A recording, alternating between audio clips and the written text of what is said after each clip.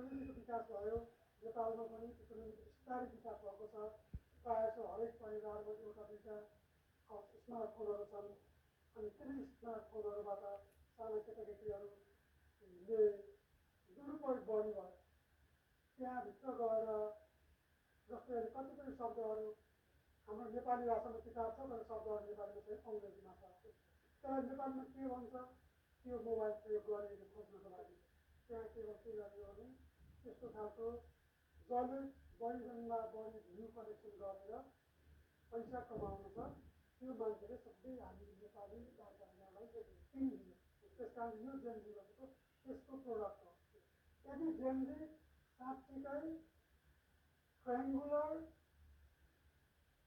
कन्सेप्टको educational विकास भएको भए जेनजीहरूले आफ्ना मागहरू शान्तिपूर्ण उठान गरेर सरकारलाई भ्रष्टाचारबाट विमुख हुन बाध्य पार्थे, लाखौँ नागरिक बाटोमा ल्याउँथे, सरकारहरूले चाहिँ केही पनि नगरेर घुँडा टेक्न बाध्य हुन्थे।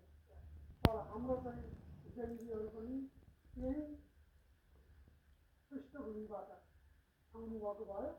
अनि त्यहाँ घुसपट भयो, उहाँले